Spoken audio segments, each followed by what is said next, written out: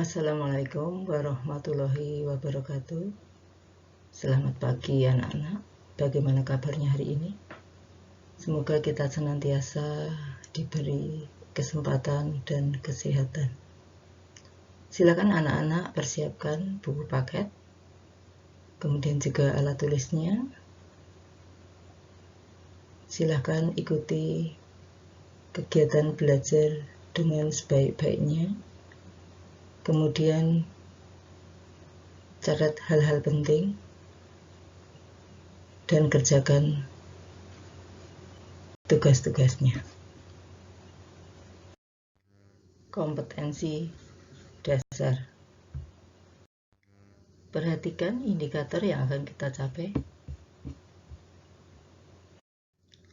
Minggu lalu kita bicara tentang prinsip persatuan dan permasalahan keberagaman dalam masyarakat Indonesia.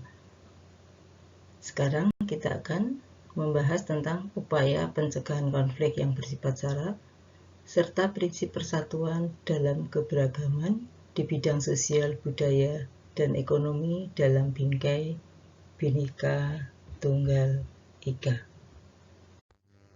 Munculnya konflik dalam masyarakat, seperti misalnya keinginan adanya gerakan Aceh Merdeka, seperti pada gambar 1. Kemudian gambar 2 yaitu sikap etnosentris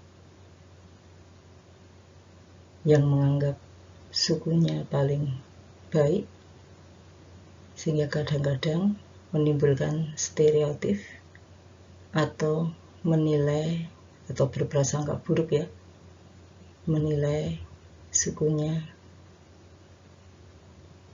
tidak baik. Kemudian juga karena fanatik yang sempit, misalnya seperti para supporter bola yang tidak rela kalau jagoannya kalah, maka kemudian melakukan tindakan yang anarkis. Nah, semuanya itu adalah merupakan konflik yang terjadi dalam masyarakat yang berakibat merugikan, yaitu terjadinya perpecahan dalam masyarakat, kemudian juga banyak kerugian yang diderita baik secara materi, bahkan juga bisa mengakibatkan korban jiwa. Baiklah, kita akan memasuki materi D, yaitu upaya pencegahan konflik yang bersifat sara serta prinsip persatuan dalam keberagaman sosial, budaya, dan ekonomi dalam bingkai Bhinneka Tunggal Ika. Yang pertama akan kita bahas adalah upaya pencegahan konflik yang bersifat sara. Ada 3 upaya yang dilakukan, yaitu upaya preventif, yaitu mencegah jangan sampai terjadi konflik. Misal kita mengembangkan sikap toleransi ataupun kerja sama antar keberagaman. Kemudian yang kedua yaitu upaya represif, yaitu mengatasi masalah saat kejadian ataupun setelahnya. Misalnya aparat melakukan pembubaran paksa atau bahkan melakukan penangkapan pada perilaku massa tersebut. Kemudian upaya ketiga yaitu kuratif, yaitu menindaklanjuti segala masalah konflik yang telah terjadi. Misalnya melakukan pendampingan terhadap korban kerusuhan atau menjadi mediasi perdamaian bagi masyarakat yang melakukan konflik. Nah, hal yang bisa kita lakukan untuk mencegah terjadinya konflik di dalam masyarakat karena keberagaman, misalnya kita lebih mendekatkan kepada Tuhan yang Maha Esa. Kemudian berusahalah untuk mengendalikan emosi. Kemudian jangan biasakan kita memanggil seseorang, nama seseorang berdasarkan sara. Misalnya kita memanggil teman kita yang rambutnya keriting dengan panggilan kriwil, atau mungkin teman-teman kita, saudara kita yang berkulit lebih gelap dengan panggilan jriteng dan sebagainya. Prinsip persatuan dalam keberagaman bidang sosial, budaya, ekonomi, dan gender dalam Bhinneka Tunggal Ika. Yang akan kita lihat yang pertama adalah keberagaman dalam bidang sosial budaya.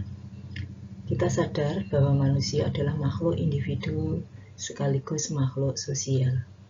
Sebagai makhluk sosial akan saling membutuhkan sehingga memerlukan interaksi. Nah, interaksi antar manusia itu yang mengakibatkan terbentuknya keberagaman sosial. Seperti misalnya karena kedudukan, kemudian mungkin juga jabatan, ataupun status sosial di dalam suatu masyarakat. Keberagaman ekonomi.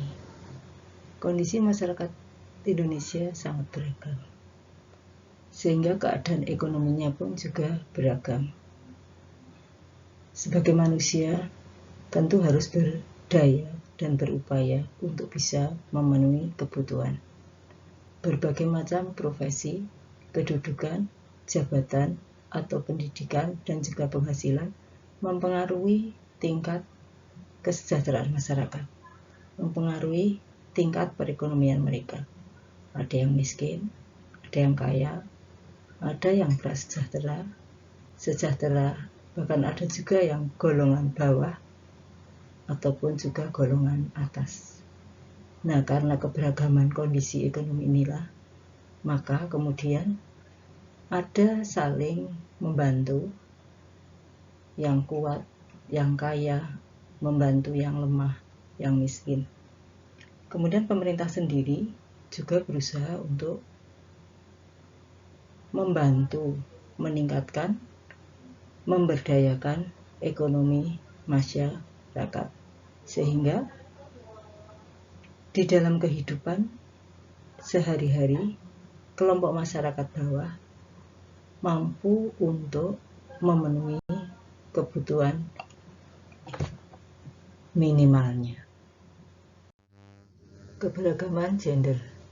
Gender adalah perbedaan yang nampak antara laki-laki dan perempuan dilihat dari segi nilai dan tingkah laku. Bisa juga dilihat dari pembagian peran, kedudukan, dan tugas antara laki-laki dan perempuan berdasarkan sifat-sifat yang dimiliki. Di zaman sekarang, pekerjaan laki-laki dan perempuan adalah tidak berbeda. Anak-anak bisa lihat gambar di samping. Emansipasi wanita. Anak-anak bisa lihat gambar-gambar tersebut. Itulah bahwa laki-laki dan perempuan memiliki persamaan hak di semua bidang kehidupan. Refleksi. Kesimpulan, keberagaman yang ada dalam masyarakat Indonesia dalam bidang sosial, budaya, ekonomi, dan gender haruslah tetap kita hargai dan kita jaga, serta kita lestarikan untuk memperkokoh persatuan dan kesatuan bangsa. Kemudian untuk minggu depan kita akan membahas permasalahan dan akibat yang muncul dalam keberagaman masyarakat Indonesia. Untuk itu silahkan kalian buka buku paket bab 5. Kemudian untuk memperkuat pemahaman dan penguasaan materi tentang keberagaman masyarakat Indonesia, silahkan kalian banyak melakukan latihan soal-soal. Pada slide berikut akan kita lihat hasil karya teman-teman kalian kelas 9A, B, C, dan D.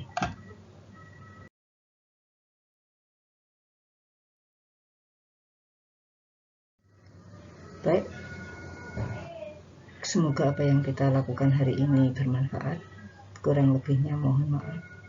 Wassalamualaikum warahmatullahi wabarakatuh.